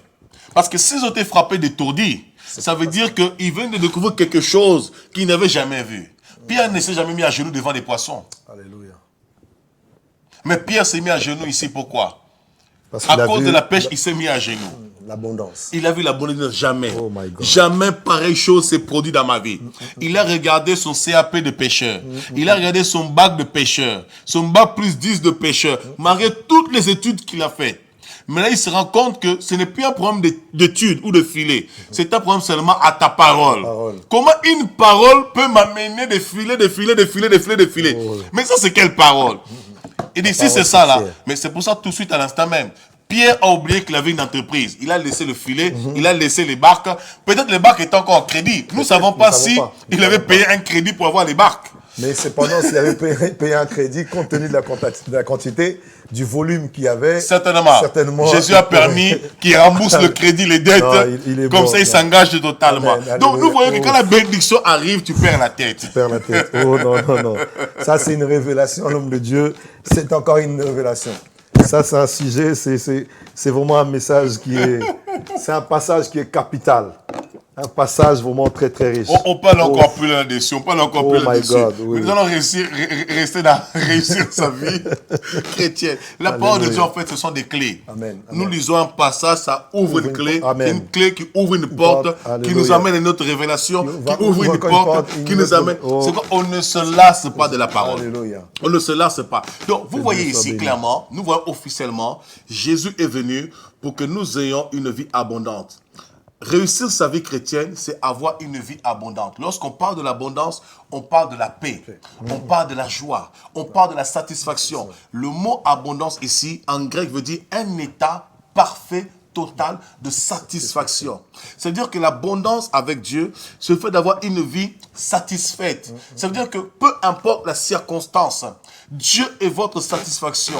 Et lorsque Dieu devient votre satisfaction, automatiquement, vous avez toutes choses. C'est pourquoi dans Jean chapitre 10, au verset 10, on a ce même verset, nous avons fait deux thématiques. Le premier paragraphe, on nous parle du voleur. Le deuxième paragraphe, dans le même verset, nous voyons le bien et le mal. Nous voyons le diable et nous voyons Dieu. Amen. Amen. Le deuxième paragraphe, on nous parle de la vie abondance en Jésus. Mais dans le premier paragraphe, il dit, le voleur ne vient que pour dérober, égorger et détruire. Donc, Jésus est en train d'attirer notre attention pour dire, je suis venu vous donner une vie abondante. Je veux que vous réussissez dans votre marche chrétienne. Parce que servir Dieu n'est pas pénible. Au contraire, la Bible déclare que ceux qui veulent se réjouissent dans le Seigneur. Et dans 1 Thessaloniciens 5, l'apôtre Paul dit, réjouissez-vous toujours. Donc, toujours dans le Seigneur. Donc, la vie chrétienne est une vie heureuse. Et Jésus lui-même, dans Jean 14, il dira, je vous donne ma paix, verset 27, telle que le monde ne peut vous la donner. Donc, la vie chrétienne est une vie paisible, est une vie épanouie, est une vie heureuse dans son ensemble. Voyez un petit peu. Maintenant, qu'est-ce qui se passe? L'ennemi de nos âmes, le diable, il vient toujours pour nous empêcher de mener une vie chrétienne réussite, une vie chrétienne dans l'excellence, une vie chrétienne dans l'abondance. C'est pourquoi nous voyons beaucoup de chrétiens. Ils vont dans l'église, ils servent Dieu, mais ils sont bourrés de problèmes sur problèmes, soucis sur soucis, difficultés sur difficultés. Écoutez, ça, ce n'est pas normal. Vous devez passer par la délivrance. Amen. Je vous dis la vérité. Si votre vie est toujours pleine de complications, pleine de problèmes, vous devez aller voir votre pasteur, vous passez par la délivrance, ou vous devez vous asseoir, qu'on vous conseille, qu'on vous donne une orientation. On ne peut pas venir à Jésus commencer sa vie chrétienne avec toujours plein de problèmes, plein de difficultés, plein de situations compliquées, toujours des dettes qui s'accumulent. Ce n'est pas normal. Vous devez refuser ça au nom de Jésus-Christ. C'est un esprit de vagabondage, c'est un esprit de pauvreté, c'est un esprit d'errance, c'est un esprit de Caïn. Caïn, c'est un homme qui n'avait pas la paix, c'était un vagabond, il courait toujours. Vous comprenez? Donc, Dieu vous a créé pour avoir la paix. Vous pouvez réussir votre vie chrétienne. Alors, comment faire maintenant pour réussir? Nous sommes dans Proverbe 24, verset 27. Le standard est ouvert. N'hésitez pas à appeler en direct au numéro qui s'affiche en bas de votre page. Si au niveau de la régie, nous pouvons laisser en permanence le numéro qui s'affiche en bas de la page, que vous puissiez appeler en direct, posez vos questions. Proverbe chapitre 24, verset 27. Posez vos questions, soit par le chat, soit par le Facebook, soit par le site, soit par le chat, ou éventuellement en direct, en ligne. Nous allons vous recevoir et répondre à toutes vos questions. Oui, alors soigne nous lisons la parole. Soigne tes affaires en dehors. Soigne tes affaires en dehors. Mets ton champ en étang. Mets ton champ en état. Puis tu bâtiras ta maison. Puis tu bâtiras ta maison. Alors, la première des choses, l'erreur que beaucoup de chrétiens font est que ils servent Dieu, mais ils vivent dans le désordre. Amen. Or, la Bible déclare que Dieu n'est pas un Dieu de désordre, mais c'est un Dieu de paix. Donc, la paix est associée à l'ordre. Si vous n'avez pas une vie ordonnée, vous allez accumuler des problèmes sur problèmes. Des soucis sur soucis. Voilà pourquoi beaucoup de chrétiens sont déréglés. Amen. Voilà pourquoi beaucoup de chrétiens se découragent. Parce qu'en vérité, la vie chrétienne n'est pas pénible. Ce sont des pénibilités que vous emmagasinez vous-même, que vous créez vous-même, qui vous empêchent de vous épanouir avec Dieu. Parce que la vie avec Dieu n'est pas pénible. D'ailleurs, Jésus a dit, mes paroles, mes commandements ne sont pas pénibles. Donc, si ces commandements ne sont pas pénibles, la vie chrétienne aussi, elle n'est pas pénible. Mais qu'est-ce qui crée la pénibilité? Vous savez, dans les travaux manuels, par exemple, vous avez des métiers pénibles. Vous voyez? Vous avez des métiers, quand vous le faites, vous avez mal au dos, ça vous casse le dos, ça vous casse les vertèbres, vous sortez du travail, les jambes commencent à trembler, vous sortez du travail, vous commencez à avoir des problèmes de sciatique, et toutes ces choses-là. Eh bien, spirituellement, c'est pareil. Lorsque vous ne mettez pas votre vie en ordre, vous commencez à amener des sciatiques spirituels dans votre vie qui viennent impacter votre vie physique. Parce que le spirituel domine sur le physique. Alors ici, le sage, dans Proverbe ici, il nous donne un conseil. Pour réussir sa vie chrétienne, la première des choses qu'il faut faire, il faut soigner ses affaires au dehors. Ça veut dire quoi? Pour éviter d'accumuler des problèmes sur problèmes, vous devez vous asseoir. Dans Luc 14, 28, il est écrit, « Lequel d'entre vous, s'il veut bâtir une tour, ne s'assied pas d'abord pour calculer les dépenses. » Le problème des chrétiens, ils vivent avec le Dieu va faire. Amen. Alors que Dieu a déjà fait, il va maintenant manifester ce qu'il a déjà fait. Et ce qui nous demande, c'est l'obéissance. Nous disons, Dieu va faire. Non, mes amis, Dieu ne prendra jamais une cuillère pour la mettre dans votre bouche. Amen. Il vous donnera la nourriture, mais vous devez prendre votre main pour attraper la cuillère. Et quand vous avez attrapé la cuillère, vous devez prendre la nourriture. Et quand vous avez attrapé la nourriture, vous devez la porter dans la bouche. Mais ça ne suffit pas. Amen. Une fois ça arrivé dans la bouche, vous devez mâcher la nourriture. Amen. Sinon, vous ne pourrez pas digérer. Il y aura un problème aussi avec l'appareil digestif. Alléluia. Vous allez dire que c'est le diable qui a attaqué votre estomac. Non! Le diable n'est pour rien. Laissez le diable tranquille. Le diable n'est pour rien. C'est un problème de mauvaise gestion. Il dit ici, soigne tes affaires au dehors. Le mot soigner ici veut dire s'occuper. Veut dire être établi. Ou littéralement, le mot soigner ici en hébreu veut dire être stable. Ça veut dire littéralement, les affaires ici, c'est tout ce que vous entreprenez au dehors. Ça veut dire que avant de bâtir votre vie chrétienne, vous devez vous asseoir. Vous devez avoir une stabilité par rapport à vos relations extérieures à la vie chrétienne. Par rapport aux choses qui vous entourent. Pourquoi? Parce que les choses du monde qui vous entourent, si c'est mal géré, ces choses vont affecter votre vie chrétienne. Votre marche chrétienne, ce qui fait que les choses du dehors vont commencer à vous mettre la pression. Les choses du dehors vont commencer à rentrer dans votre vie chrétienne. Voilà pourquoi vous avez des gens des fois qui ne viennent plus prier à l'église. Oh pasteur, je ne suis pas venu à l'église parce que les soucis sont passés à la maison. Pasteur, je ne viens pas à l'église parce qu'en ce moment, c'est compliqué vraiment, je n'ai pas 5 € pour manger du cornet bœuf, pour manger la semoule. Pasteur, j'ai tel problème parce que je n'ai pas reçu la loco ce mois-ci. Pasteur, j'ai un problème parce que les ascédiques ne sont pas passés. Mais qui t'a dit que tu dois vivre seulement des ascédiques? Développe l'intelligence pour créer des emplois, pour créer des structures, pour te permettre d'être autonome et d'avancer correctement. Alors ici, il nous dit, soigne tes affaires au dehors. Et la première des choses qu'il faut faire, au niveau extérieur, par rapport à ta famille, par rapport à votre famille, par rapport à vos amis, par rapport à votre travail, par rapport à votre vie sociale, vous devez chercher la stabilité. Pour ne pas que la vie naturelle, la vie sociale puisse influencer votre vie spirituelle. Pourquoi? Parce que le spirituel doit toujours prendre le dessus sur le physique. Et si les choses matérielles, à cause de la nourriture, à cause des plaisirs de la vie, ça commence à influencer votre vie spirituelle, vous aurez des problèmes. Dans Matthieu chapitre 6 par exemple, au verset 25 à 36, Jésus en parle clairement. Il dit, ne vous inquiétez pas de ce que vous mangerez et de comment vous serez vêtus, car ce sont les gens du dehors qui s'inquiètent de ces choses. Donc, si ces choses deviennent une priorité pour vous, il y aura un problème. Alors, c'est pourquoi il est très important de prendre sa vie au sérieux. Il y a des personnes qui ne veulent pas travailler et ils disent, Dieu va pourvoir à mes besoins. Or, il y a un problème.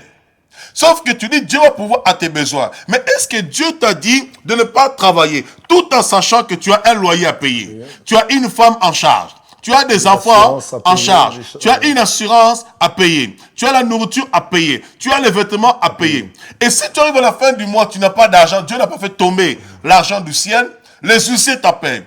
Et quand les huissiers t'appellent, tu commences à fuir le téléphone. Et tellement ils commencent à te matraquer, maintenant, tu ne viens plus à l'église. Est-ce que c'est normal cela? Non, c'est pas normal. Je vais raconter une anecdote. Vous n'allez pas me croire, mon frère Larry. J'étais à l'île de la Réunion. Il fait chaud sur ce plateau. C'est pourquoi soutenez-nous, soutenez cette émission OETV. Amen. Parce que c'est une télévision qui est à votre service. Parce que nous voulons très prochainement installer la climatisation dans les 150 mètres carrés de plateau. La parole brûle tellement sur ce plateau Alléluia. que nous transpirons que le corps physique ne supporte pas. Mais nous voulons contenir tout ça. Amen. Oui, allô, bonsoir. On appelle. Oui, allô? Oui, bonsoir, vous nous appelez d'où? Nous avons un appel en direct. Oui, ici la régie, nous avons une remarque sur le net Oui, que quelqu'un a exprimée et la personne dit ceci. Je suis tout à fait d'accord avec vous. Il faut que nous arrêtons d'être mal à l'aise avec l'abondance matérielle parce qu'on oublie souvent que c'est un homme riche, Joseph d'Arimathée, qui a pris le corps de Jésus pour lui offrir un tombeau digne de ce nom. Imaginez-vous ce qui se serait passé si cet homme riche n'était pas intervenu. tout à fait. Si cet homme riche n'aurait pas intervenu, il n'avait pas le choix. S'il n'avait pas intervenu, c'était quelqu'un d'autre qui allait intervenir. Pourquoi? Parce que dans Ésaïe, il est écrit dans Ésaïe 53. On peut trouver la prophétie. Moi, j'aime la parole de Dieu. La question que vous posez, mon cher frère, alors, nous sommes dans Ésaïe 53. Moi, j'aime la parole. Là, toutes les réponses sont ici. Amen. Dieu lui-même a dit que Jésus, son tombeau sera parmi les riches. Ésaïe 53. Vous allez voir que même le tombeau a de la valeur. Et vous qui êtes vivants, vous valez plus qu'un tombeau. Merci pour votre question. Nous vous répondons en direct tout de suite. Nous sommes dans Ésaïe chapitre 53. J'espère qu'on va trouver ça rapidement. Ésaïe 53. Parce que nous aimons parler avec la parole de Dieu pour ne pas parler avec des histoires. Nous sommes dans Ésaïe 53, verset 9. On a mis son tombeau parmi les méchants. Non, on a mis son corps, son sépulcre parmi les méchants. Donc il est mort, il a connu la mort. Oui. Son tombeau avec le riche. Quoi qu'il n'ait point commis de violence. Donc on a dit que son tombeau, Ésaïe ici, il prophétise 800 ans avant la naissance de Jésus. Lorsqu'Ésaïe prophétise ici, nous sommes au 8e siècle avant la naissance de Jésus. Donc 800 ans avant que Jésus naisse, Ésaïe prophétise que son tombeau, son corps, sera avec les riches. Donc cela montre que Jésus n'a jamais été pauvre. Il s'est dépouillé volontairement pour enlever notre pauvreté, notre médiocrité. Mais pour démontrer au monde qu'il est riche, il est parti mourir, mais on l'a enterré parmi les riches. Vous savez, les pauvres, on les enterre parmi les pauvres. Et les riches, on les enterre parmi les riches. Pour mieux comprendre ce que je vous dis, regardez les dynasties pharaoniques, par exemple, dans la dynastie égyptienne, ou même aujourd'hui. Regardez les monarques. Est-ce que nous mettons les monarques, les tombeaux des monarques, est-ce que nous les mettons avec les communs des mortels? Jamais, Non, jamais. Et d'ailleurs, regardez au Panthéon. Est-ce que vous pensez qu'au Panthéon, nous mettons un livreur de carreaux au Panthéon? Jamais. Est-ce que vous trouvez un chauffeur de bus au Panthéon ici en France? Jamais. Au Panthéon, nous mettons les grands hommes de la nation. Les Donc, les choses grandes sont pour les grandes personnes. Amen. Voilà, en tout cas, soyez bénis. Nous sommes en ligne s'il y a d'autres questions. Alors, j'étais à l'île de la Réunion et je viens visiter un couple. Et subitement, j'arrive visiter un couple et ça m'a fait rire. Ça m'a démontré le niveau de notre folie en tant que chrétien. Et puis, ce couple que je viens visiter, il n'y avait plus de canapé, il n'y avait plus de meubles. Comment? Mais, quand vous arrivez à la maison, il y a un DVD qui était là. Et le thème du DVD, c'est le jugement de Dieu. Alors, je rentre, je parle avec eux, bonjour, on prie. Je me dis, mais qu'est-ce qui se passe? Alors, ils m'ont expliqué le problème, voilà, les huissiers sont venus, tout ça, etc. Ça a été compliqué. J'ai dit, ah, d'accord, ok. J'ai dit, ça, c'est le message de qui? Non, il faut laisser ça parce qu'en fait, s'ils reviennent, que c'est quand ils vont rentrer, ils auront devant eux le jugement de Dieu. Comme ça, ils vont pas prendre le reste des affaires qui restent. Je dis, mais quel niveau de folie! Oh my God. Quel niveau de folie! Alors que la Bible dit dans Matthieu 5, si tu vois que tu as un problème avec quelqu'un sur le chemin, que tu as une dette, avant que la personne saisisse tes biens, règle le problème. Appelle la personne, écoutez, j'ai une dette envers vous, pour l'instant c'est difficile, mais mettons un échéancier que je règle dans 10 ans, dans 15 ans, où je donne à compte de goutte, petit à petit, petit à petit. Mais toi, tu mets un DVD devant ta maison. Écoutez, chrétien. Réveillons-nous. Ça, ce n'est plus du christianisme, c'est du crétinisme. C'est du crétinisme. Ce n'est plus du christianisme, c'est du crétinisme. Bien-aimés, réveillons-nous. C'est la raison pour laquelle nous avons du mal à vivre une vie chrétienne réussite. Alors, il nous dit la première des choses ici, mets ton champ en ordre. Proverbe 24, verset 27. Il dit, soigne tes affaires au dehors. Donc, vous devez vous assurer la bonne gestion de votre vie, pour ne pas donner accès au diable, pour ne pas permettre au diable de venir voler votre paix, de voler votre joie, de voler votre abondance. Parce que pendant le temps que vous vous lamentez, vous vous retardez à rentrer dans votre destinée, dans ce que Dieu a préparé pour vous. Les soucis de la vie, la pression, les petites choses que vous pouvez gérer facilement. Mais parce que vous n'avez pas géré correctement, le diable rentre, il vous vole votre paix. Il vous vole votre joie. Il vous vole votre destinée. Et il dit ensuite après, mets ton champ en ordre. Et ensuite, tu bâtiras ta maison. Donc, la première des choses, avoir une stabilité. Ta vie doit être stable pour amener la stabilité dans l'église. Pourquoi? Lorsque tu es stable, tu es plus amène à entendre la voix de Dieu. Amen. Parce que ton esprit est apaisé. Ton esprit est tranquille. Nous avons des gens qui sont au culte. Vous êtes en train de prêcher une parole de foi. Mais la personne est là physiquement. J'appelle ça de la sorcellerie.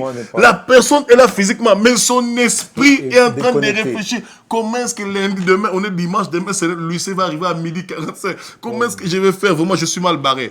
Or, à ce moment-là même, la parole de foi qui a été libérée était une parole qui pouvait sauver son âme. Mais la personne n'a pas réalisé cela, n'a pas reçu la parole de foi pour activer une bénédiction dans sa vie à cause des soucis de la vie. Voilà pourquoi il est très important d'être organisé. Si vous voulez réussir votre vie chrétienne, la première des choses, c'est mettre sa vie en ordre. Organisez-vous. Mettez votre vie en ordre. Réglez tout ce qui est à régler. Dans votre entreprise, réglez tout ce qui est à régler. Dans votre foyer, mettez de l'ordre. Dans la vie sociétale, mettez de l'ordre. Vos amis, ayez une position ferme. Soyez stable. La Bible dans Ésaïe 26, verset 3. Celui qui est ferme dans sa position, Dieu lui assure la paix. Donc, soyez ferme dans votre position. Soyez stable. Lorsque vous êtes stable, c'est alors quand Dieu vous parlera, vous serez sensible à la voix de Dieu. Vous serez sensible à l'Esprit de Dieu. Vous serez à l'écoute de Dieu pour comprendre ce que Dieu veut vous communiquer, pour comprendre ce que Dieu veut vous apporter. Et ensuite, il nous dit ici, mets ton champ en état. Le champ là, c'est quoi? C'est le cœur. La Bible dit dans 1 Corinthiens 3, 7 que nous sommes le champ de Dieu. Et dans Osée 10, 12, il est écrit « Défrichez-vous un champ nouveau ». Le champ symbolise le cœur. Ça veut dire quoi? Une fois que vous avez mis de l'ordre dans votre vie, maintenant vous mettez votre cœur en état. Parce que là où sera ton cœur, là où sera ton trésor. Vous mettez votre cœur en état, c'est-à-dire maintenant vous vous attachez au Seigneur. Et lorsque vous vous attachez au Seigneur, vous pouvez maintenant bâtir, commencer à construire. Et quand vous allez construire, vous aurez du succès. Assurément, vous aurez du succès. Parce que Dieu n'est pas un homme pour mentir. Et encore moins un fils d'un homme pour se repentir. C'est très important de comprendre cela. C'est très important de saisir cela. Si vous ne comprenez pas cela, vous ne pourrez pas avancer. Et autre chose, pour réussir sa vie chrétienne, je vais relever 2 points. Je dirais même 3 points. Le premier point, pour réussir sa vie chrétienne, c'est d'abord être soumis aux leaders qui nous conduisent. Pourquoi? Parce que les leaders qui nous conduisent, ils sont là pour nous montrer la voie comme Élie a montré la voie à Samuel.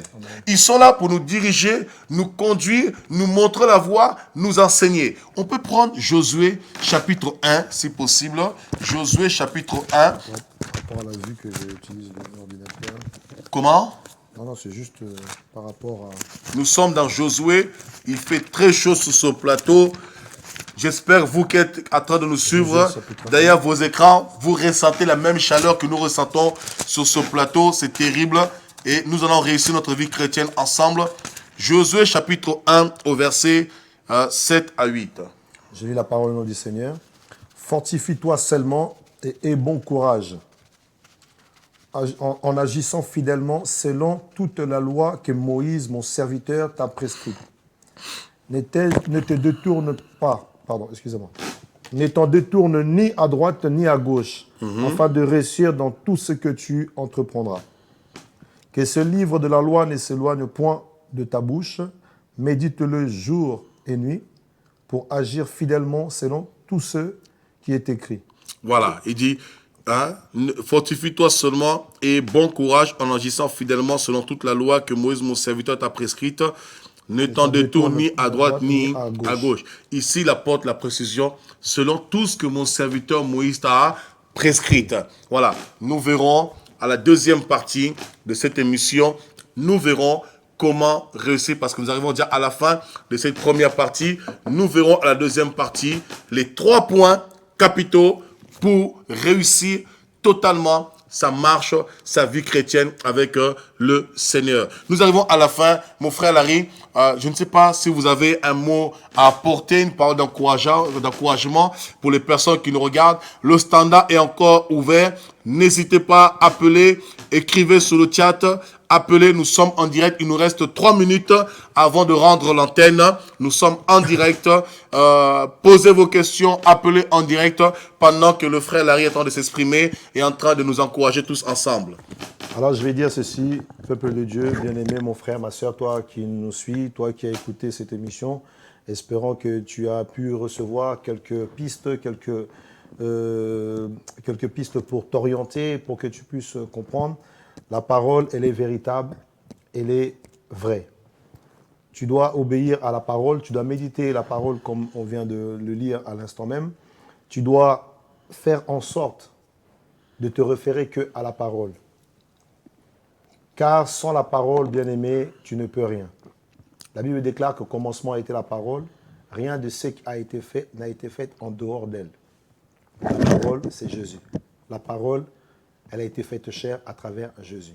Amen. Toi qui es là, toi qui écoutes, si tu veux réussir, si tu veux exceller, tu veux aller loin, la Bible dit, si vous ne recevez pas ce que vous demandez par la voie de la prière, c'est simplement parce que ta prière, elle est mal orientée. Certainement, tu pries peut-être pour des choses qui sont futiles. Comme l'homme de Dieu a dit tout à l'heure, c'est que Dieu a déjà tout accompli. À la croix, il a dit, tout est accompli. Il est parti en paix. Tout est accompli. Alors, Dieu te demande simplement... Nous avons un appel. Je m'excuse, frère Larry, excusez-moi. Oui, allô, bonsoir, nous vous écoutons. Oui, allô, bonsoir, apôtre. J'aimerais vous poser une question et avoir aussi un conseil, s'il vous plaît. Oui, nous vous écoutons. Voilà, j'aimerais avoir votre conseil. Je remarque que dans mon église, il y a une personne qui se sert beaucoup de son abondance et de ses biens et de ses finances pour attirer sur elle la faveur de notre pasteur. Que dois-je faire? Prier, en parler ou ne pas en tenir compte? Il y a une personne qui sert beaucoup de ses finances pour attirer la faveur de votre pasteur. Oui. C'est une bonne chose. Tant que le pasteur n'est pas influencé par la personne, il jouit de son abondance. Parce que, écoutez, la Bible dit quelque chose. L'apôtre Paul dit dans 1 Corinthiens chapitre... Vous savez, moi je suis biblique. Je suis biblique. Dans cette émission, nous sommes dans Il est écrit. Toutes les questions qui nous sont posées, nous rentrons toujours dans Il est écrit. Nous sommes dans 1 Corinthiens chapitre 9. Si la personne, elle le fait pour attirer l'attention sur elle, ce sont des œuvres mortes. Ce sont des sacrifices inutiles. D'ailleurs, c'est ce que nous verrons à la deuxième, nous allons avoir la deuxième partie de cette émission, comment réussir sa vie chrétienne. Nous sommes dans 1 Corinthiens chapitre 9, verset 11. L'apôtre Paul dit ceci. Si nous avons semé parmi vous les biens spirituels, est-ce une grosse affaire si nous moissonnons vos biens temporels? Donc, si la personne sème dans la vie du pasteur, de l'apôtre, du prophète, de l'évangéliste, l'évangéliste, le pasteur, le prophète, l'apôtre, reçoit avec joie. Il ne va pas refuser une bénédiction. Mais toutefois, il ne faut pas que les bénédictions que l'homme de Dieu reçoive puissent l'influencer. Parce que la Bible dit toujours dans le psaume que lorsque les richesses s'accroissent, n'y attache pas ton cœur.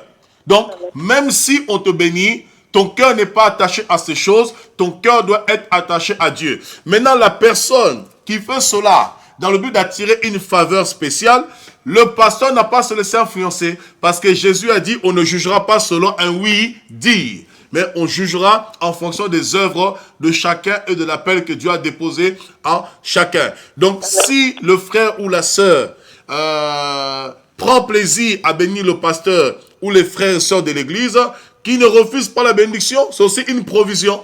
Maintenant, pour que la personne elle-même puisse jouir de la faveur de Dieu, il faut simplement qu'elle le fasse avec un cœur sincère, digne, honnête, qu'elle le fasse sans s'attendre à rien en retour. Ça veut dire on donne avec joie parce que Dieu aime ceux qui donnent avec joie, sans contrainte ni tristesse. Si la personne le fait sincèrement, elle recevra aussi sa bénédiction. Mais si elle ne le fait pas sincèrement, les personnes qui reçoivent la semence de sa part sont bénies, mais elles-mêmes, elles ne participent pas à la bénédiction. Il ne faut pas interdire aussi la personne de bénir le pasteur, de bénir les frères et sœurs de l'église. Il faut les laisser prendre part à leur bénédiction. Si Dieu a mis la personne dans cette église ou dans ce lieu ou en connexion avec ces personnes, c'est parce qu'elle est une providence, mais la personne elle-même, elle n'a pas encore compris son identité et les principes de la semence. Amen. Amen. Voilà. Maintenant, il ne faut pas aussi que les frères et les pasteurs profitent de la personne. Là, ça devient autre chose aussi. S'ils ont compris que la personne est là pour attirer la faveur, il ne faut pas qu'ils profitent aussi de la situation de la personne. S'ils ont conscience de cela, c'est à eux d'aider la personne pour que la personne sorte de la bassesse, de le fait de vouloir chercher à démontrer, parce que c'est une forme d'orgueil aussi. Quand on cherche à attirer l'approbation, c'est une forme d'orgueil, c'est pour démontrer quelque chose. Donc, parce que l'élévation ne vient pas d'un homme. L'élévation vient de Dieu. Donc, c'est aussi aux pasteurs, aux frères qui ont décelé ce problème dans le frère ou dans la sœur, parce qu'on dit que le faible soutienne, non, plutôt, que le fort soutienne le faible. Romains 15 est clair. Donc, si on se rend compte de cela, on doit tirer le frère ou la sœur vers le haut. Bon, maintenant, si la personne ne comprend pas, ça, c'est de sa faute, on n'y peut rien. Alors, pour l'aider encore, lorsqu'on prend conscience, là, maintenant, officiellement, on refuse de prendre des présents de la part de la personne, parce qu'au final, ça ne l'aide pas, parce que nous sommes là pour l'aider. Amen, amen, amen. Voilà. Et donc, ma question était, est-ce que dois-je faire en parler ou simplement prier pour ces personnes aussi? Alors, la première des choses, c'est de prier. La deuxième des choses, aller voir le pasteur, les responsables. Pourquoi? Parce qu'inconsciemment, entre frères et sœurs, si on n'a pas la sagesse, la maturité dans nos propos, inconsciemment, on peut blesser, créer des conflits. Et la Bible dit, lorsqu'il y a des problèmes entre frères, bien sûr, il faut d'abord voir le frère s'il a péché contre toi. Mais comme ce n'est pas un péché direct que la personne a commis vers toi, c'est-à-dire de façon verbale ou physique, c'est juste un manque de maturité de la personne, peut-être pour ne pas offusquer, frusquer, choquer la personne, vaut mieux se rattacher auprès des responsables matures qui, à leur tour, vont parler à la personne avec la sagesse que Dieu leur a donnée pour relever le faible. Amen, amen, amen, amen. Pendant que je vous ai encore en ligne, vous permettez que je vous pose encore une autre question? Oui, nous vous écoutons, vous êtes en direct, profitez-en. D'accord. Donc, par rapport à l'enseignement de ce soir, comment dois-je comprendre le verset de Matthieu 5 au verset 3 qui dit « Heureux les pauvres en esprit, car le royaume des cieux est à eux. » Je vous poserai la question, qu'est-ce que vous comprenez vous-même déjà? Déjà, écoutez, soyons clairs, soyons simples. Je ne rentre même pas dans le grec ou dans l'hébreu, ni même la rousse.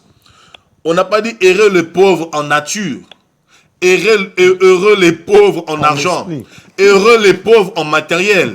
On a dit heureux les pauvres en esprit. Lorsqu'on dit heureux les pauvres en esprit, automatiquement on voit un esprit d'humilité. Amen, amen. Amen, amen. Vous voyez, et c'est avec ce type de verset biblique que des pasteurs abracadabresques viennent manipuler l'auditoire, viennent amener un esprit de pauvreté aux gens en disant il faut vous démunir de tout. Jésus revient, abandonnez tout, laissez tout, à l'acheter des tentes Quechua, mais eux-mêmes ne donnent pas des tentes Quechua. Amen. Voilà. Donc, refuser cet esprit-là, c'est un esprit de pauvreté. Jésus n'est pas venu pour que les chrétiens soient pauvres. Moi, personnellement, je persiste et signe.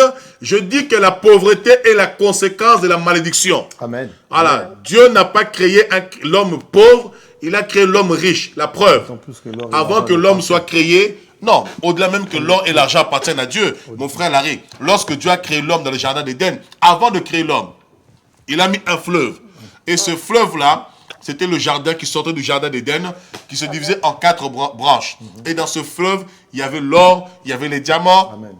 il y avait l'onyx, il y avait le bélium. Donc on voit la richesse, c'est synonyme de richesse. Donc Dieu a créé l'homme dans la richesse. Amen. Amen. Amen. Voilà, donc ceux qui refusent la prospérité, il faut dans ce cas-là les envoyer à Sarajevo ou bien éventuellement les demander à aller prendre la place d'un clochard, qui donne leur maison à un clochard et qui prennent la place d'un SDF.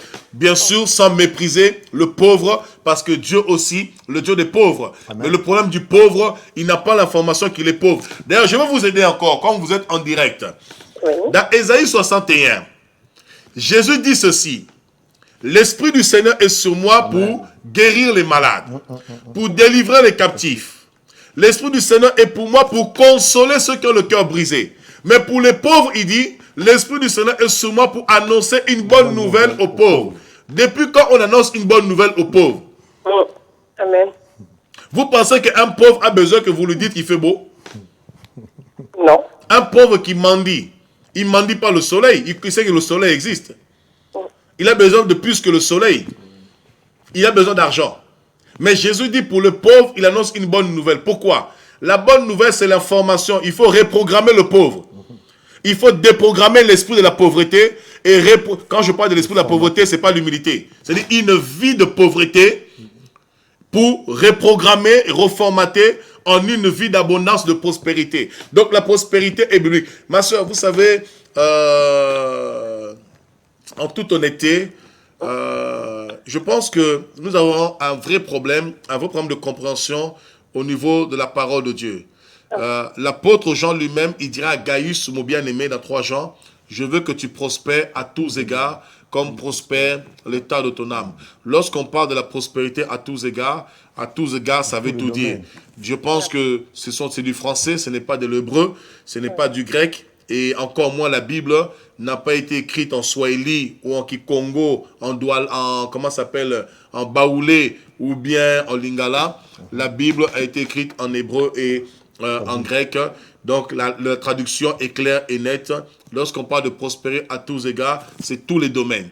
Spirituel, physique, moral, social, matériel, familial. C'est réussir sa vie chrétienne. Amen, amen. Voilà, donc n'acceptez pas ces pasteurs qui vous disent abandonnez tout, laissez tout, faites des études. Vous devez être prospère dans vos études, vous devez être prospère au travail. C'est vraiment très important. D'ailleurs, Dieu bannit la pauvreté. Dans Ecclésiaste 11:6, Dieu dit tout ce que ta main trouve à faire, fais-le, car tu ne sais pas ce qui réussira. Amen. Quand on parle de réussite, on parle de succès. Amen. Tout à l'heure, le frère Larry a lu le verset de Josué 1, verset 7 à 8, qui dit qu'en méditant le livre de la loi, c'est alors que tu auras du succès dans toutes tes entreprises. Donc, Dieu parle du succès. Lorsqu'on parle du succès, on parle d'un état de satisfaction, d'accomplissement et de réussite. Amen. Voilà, donc je pense que la Bible est tellement simple, elle est claire, facile à comprendre. Et clair, et je pense simplement, et ça souvent c'est un problème, alors excusez-moi peut-être, je ne sais pas si vous êtes africaine ou pas, mais souvent ce genre de problème, c'est plutôt vers un petit peu la communauté, si je peux me permettre de le dire, africaine, parce que beaucoup de personnes aussi voient la Bible avec aussi leur culture, leurs origines, leur environnement social, donc ce qui fait qu'inconsciemment aussi, nous limitons Dieu par rapport à notre environnement, par rapport à notre culture, par rapport à notre condition de vie. Et non, je pense que Dieu ne vous a pas créé pour être pauvre. Dieu vous a créé pour être riche et prospère. Certes, bien sûr, on peut toujours en discuter. Qu'est-ce que c'est la richesse? Qu'est-ce que c'est la prospérité? Mais à la lumière de la parole de Dieu, nous l'avons vu, Jésus veut que nous ayons une vie abondante. Donc l'abondance, selon Dieu, ça va au-delà de ce que nous avons besoin. Il y en a qui diront tout excès nuit, mais là, pour le coup, ça nuit pas. Ce qui nuit, c'est lorsque, justement, on devient en fait à la fois avare et lorsque on tombe en fait dans l'excès abusif. C'est-à-dire, nous prenons, alors qu'on peut donner aux autres, on ne veut pas donner aux autres, c'est là où on s'appauvrit. Et c'est là la Bible déclare, celui qui épargne, dans Proverbe 18, celui qui épargne à l'excès s'appauvrit. Mais lorsque tu épargnes, pour donner aux autres, ce n'est pas un mal, au contraire, parce que lorsqu'on donne aux autres, on permet à Dieu de nous donner encore en abondance pour que nous puissions avoir de quoi pourvoir nos propres besoins et aux besoins des autres. En tout cas, que Dieu vous bénisse. Si je peux me Que Dieu vous bénisse aussi, évidemment. Oui, alors on va vous répondre. Il y a le frère Larry qui va apporter un complément. Ma sœur, je voulais juste te poser une question. Qu'est-ce que vous comprenez par ce passage, heureux le pauvre en esprit? Éventuellement, juste pour voir, ou si vous avez peut-être des gens qui comprennent différemment, juste pour voir un peu comment ça interpréter ce passage, en fait. Moi, en fait, quand je lis ce passage à travers les Écritures, heureux le pauvre en esprit, je me dis c'est les personnes innocentes qui ne savent rien et qui se font manipuler. C'est comme ça que moi j'ai compris ce passage. D'accord. Voilà. D'accord. À partir de ce soir, nous espérons que ces personnes ne se feront plus manipuler. Amen. Et elles doivent comprendre que heureux les pauvres en esprit, c'est juste avoir un esprit d'humilité. Ça veut dire que quel que soit le rang que nous avons, même si on est riche, qu'on s'adapte à tous. C'est ça que ça veut dire. L'apôtre Paul a dit, je me suis fait tout avec tous pour gagner le maximum. Je suis riche, je suis millionnaire, je ne viens pas snober celui qui n'est pas forcément pauvre, mais qui a moins d'argent que moi, pour lui montrer, voilà, je suis millionnaire, je suis hautain. Non, c'est-à-dire, je m'adapte à mon interlocuteur, à celui avec qui je m'adresse, sans forcément snober la personne, mais tout en restant sobre et tout en étant riche. Amen, amen. Voilà, soyez grandement bénis. Le standard est ouvert. Merci à vous. Ces éclaircissements. Dieu vous bénisse abondamment et bénisse aussi votre télévision OETV. Merci beaucoup. Et puis, ma sœur, priez pour cette personne dans votre église, pour cette personne, que vraiment que la main de Dieu soit sur cette personne. Amen. Prenez ce fardeau à cœur. Si vous avez pu recevoir cette révélation que vous avez compris, peut-être que d'autres personnes dans l'église n'ont pas compris, peut-être l'homme de Dieu n'a pas compris. Priez pour cette personne et si vous voyez qu'il n'y a pas de changement, comme l'apôtre vient de vous dire, en ce moment, allez voir peut-être au-dessus, allez voir le pasteur, responsables, les anciens, les pasteurs. Et puis voilà, mais Dieu vous Amen, soutienne. amen, amen. Merci, soyez bénis. Merci beaucoup. Bonne soirée. Merci de même. Voilà, nous allons fermer le standard. Il y a Voilà. notre frère Larry qui nous a porté le mot de la fin. Voilà, donc comme je disais, la Bible déclare que si vous ne recevez pas ce que vous avez demandé par la prière, c'est que vous priez mal. Bien-aimé, accroche-toi à la parole. Dans cette parole, c'est la vie. Vous avez tout dans cette parole. Tout ce que vous pouvez espérer, vous l'avez. La Bible te dit, maudit l'homme qui se confie en l'homme. Confie-toi en Dieu, mets ton espérance en Dieu, espère en Dieu, crois en Dieu, et je vous assure, sa parole est réelle. Je ne sais comment vous dire cela, mais croyez-moi, on ne peut passer du temps comme ça à pouvoir exhorter, à pouvoir apporter la lumière sans vous demander quelque chose en retour. Bien aimé, c'est juste parce que nous voulons simplement que vous connaisserez la vérité. Comme la Bible dit, vous connaîtrez la vérité et la vérité vous affranchira. C'est pour ça que cette émission s'appelle « Il est écrit », c'est la vérité. Que Dieu vous bénisse. Voilà, c'était le mot de la fin. Merci, frère Larry, d'être sur ce plateau. Merci, apôtre. C'était merveilleux ce partage. J'espère que nous aurons la continuité sur la deuxième partie de comment réussir sa vie chrétienne. Nous allons développer les 3 autres parties particulièrement, du moins les 3 autres sous-thèmes de comment réussir sa vie chrétienne. Et vous avez apporté un témoignage vraiment émouvant et époustouflant, un témoignage poignant qui pose à encourager tous ceux qui nous suivent à cet instant de comprendre qu'avec Dieu, tout est possible, que rien n'est impossible à celui qui croit. Et je crois aussi la prochaine fois, nous aurons la preuve vivante que vous n'avez pas raconté des niaiseries. Nous aurons aussi, dans cette émission, pourquoi pas, recevoir votre épouse. Et cet enfant-là, pour être sûr, vraiment, c'est un enfant vivant, c'est un enfant réel et non dans un monde imaginaire. En tout cas, merci de votre présence dans cette émission. Merci à vous. Et vous tous, merci de votre fidélité. Toujours derrière vos écrans, à suivre, à être fidèles à regarder votre émission. Il est écrit, comme toujours, me dit-on, vous êtes de plus en plus nombreux de partout dans le monde en train de suivre cette émission. Partagez, partagez, partagez massivement, car grâce à vous, cette émission prend de l'ampleur. Et par cette émission, beaucoup de vies sont touchées, transformées, sont bénies. Alors, continuez à soutenir cette émission, à en parler autour de vous par vos prières et aussi particulièrement pas cette émission, mais cette chaîne de télévision OETV. Continuez à soutenir cette chaîne de télévision, tant bien par vos prières que par vos finances, pour que cette télévision continue à avancer. Cette télévision qui contient 30 bénévoles qui sont engagés constamment pour vous servir et vous apporter des émissions de qualité qui vous emmènent au cœur de la parole de Dieu. Car OETV est la chaîne chrétienne au service de l'évangile dans la francophonie et au-delà même des francophonies, de la francophonie. Soyez grandement bénis. Alors quant à moi, je vous invite à nous retrouver tous ensemble pour une prochaine émission d'Il est écrit.